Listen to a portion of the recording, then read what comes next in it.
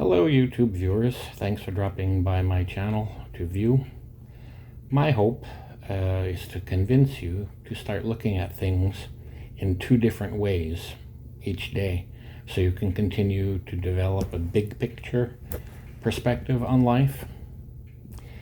It's crucial when you're listening to a speaker, like a politician, like your partner, your wife, boyfriend, girlfriend, family member, even a spiritual leader, to be broadly receptive to the message.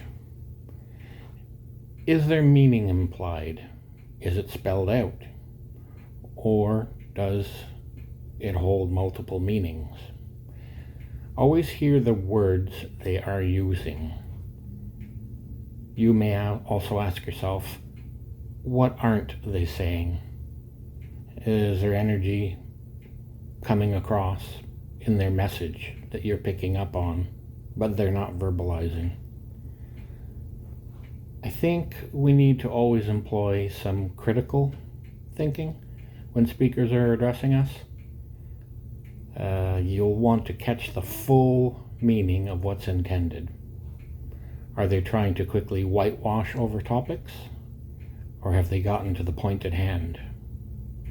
It is my hope with some of these videos to remind and to challenge your abilities to critically decipher messages. Also picking out things that haven't been said when they're speaking aloud, because they might be offensive.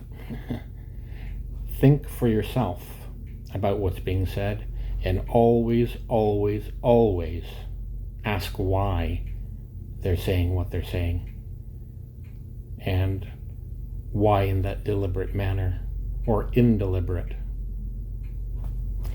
I'm no great bastion of knowledge, but I think that I have a keen mind when it comes to evaluating the intent of someone's speech. Words can also serve as punctuation when we're making our points. Together, we use words and pauses to paint a communicative canvas, which should hopefully have meaning for our speech. Occasionally, speech and words can also be used to whitewash or deceive, to distract. Does the speaker really care whether I understand their position or not? Is their chosen topic just emotionally charged to the point where it's not intended to be understood or received by anybody in any way? Was it only meant to be felt out loud? So yes, I believe it was Professor Marshall McLuhan, great academic, who taught and spoke on the topic of the medium is the message. I'll try not to butcher his original intent, but I believe it includes the actual message being delivered and all the tools and technology used to convey that message. Messages being from words, pictures, or maybe something else. A medium, according to his philosophy, I believe, can be as simple a thing as a light bulb in and of itself. For example, light from a light bulb does allow one to read at night. You can be located on vacation, out on a trailer, in a tent. It allows you to read late night, even in your dorm room. In and of itself, light doesn't teach us anything, but it allows the 24-hour teaching and learning cycle. So, whether you're reading a book, watching a movie, just going to the kitchen to catch a snack without smashing your toe, the light bulb medium is where 24/7 learning is permitted, and is as important as the message being permitted within that medium. It allows it to occur. question yourself, how do you receive most of your learning? Is it through the printed word, electronic word, spoken television, audiobooks, or something else? How do you also insist on verifying the word that you're consuming? And how big is your test sample that allows and informs your BS meter for your overall knowledge base? Are you allowing any competitive perspectives to challenge your initial belief? You know that someone always stands to gain from your belief and support on their position.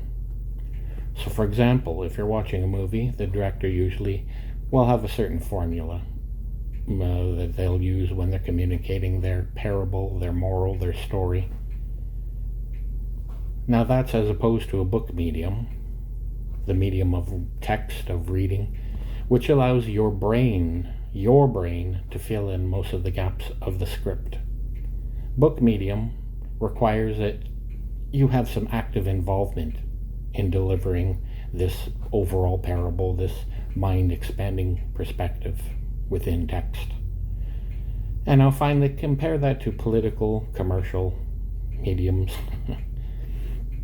where they've offered hopefully some usable point to be made, or do they just dance around using smoke and mirrors, theatrics, so that they don't get directly sued for slander for what they're saying? Always ask yourself, what is the speaker actually saying? What are they choosing for words? And was it to charge you up? Was it to get you to forget a larger point at hand? Or is it about their larger unspoken message? So we could also ask, was it to get me to feel a certain way? Is it supposed to make me embarrassed about something I've done, embarrassed about who I am, or for not taking some action I should have taken, which should be obvious in their perspective, but you don't have to share their perspective? Are they trying to get me to just join in with a crowd because the crowd is angry and fearful producing? Is the crowd message medium more useful in not allowing us to use our common sense or our God-given wisdom to be able to think through a problem on our own? We are capable of problem solving all on our own. You don't have to delegate your power to someone else to do the thinking for you. So ask yourself what the motivation of that commercial, of the speaker, of the book, the movie, the newspaper article, the vlog or blog article you're watching, viewing. And hopefully, if I've done my job adequately here, you're now seeing some wisdom in always asking why. Always, always, always ask questions. You'll find a person's communications are pretty much a portrait of what's going on inside their internal state. Do they want to share usable information, share their personal neurotic fears, or share multiple and weak perspectives on solving some elevated problem? They will reveal themselves in certain ways, whether they're trying to bamboozle you to get a reaction or agreement from you, or maybe they just want to solicit some of your hard-earned cash. However, you folks are smart. You've probably instinctively figured out most of these tricks in the back of your mind anyway. Trust your inner voice. Trust your inner critic. Trust your intuition. So, well, that's the kind of message I had for today. And YouTube is my medium today, where I can formalize some organized thinking tips for us common folk.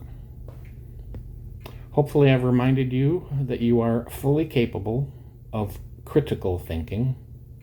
Employ it everywhere in your everyday life, whether at school, at work, your personal relationships. But most importantly, use when you delegate or relegate your electoral trust, your vote, your power, when you give that to someone, a government or political candidate. Don't give it away that easily. Know in your heart what that person carries, where they're coming from. Learn the art of being specific and learn the art of hearing specifics. And YouTube, I thank you for being curious, for dropping by. Remember to force yourself to a second perspective every day. Think outside of any presented box, and you'll do yourself a big favor. You'll find very little in life is merely black and white. There's always nuance. And I promise if you think out of the box from at least two perspectives on any issue, it's going to help you get a grasp on a more complete, bigger picture. So I just want to say thanks again for spending some time, and thank you for clicking. Hopefully this reminds you of your power, your skills, and be well. Thank you. God bless.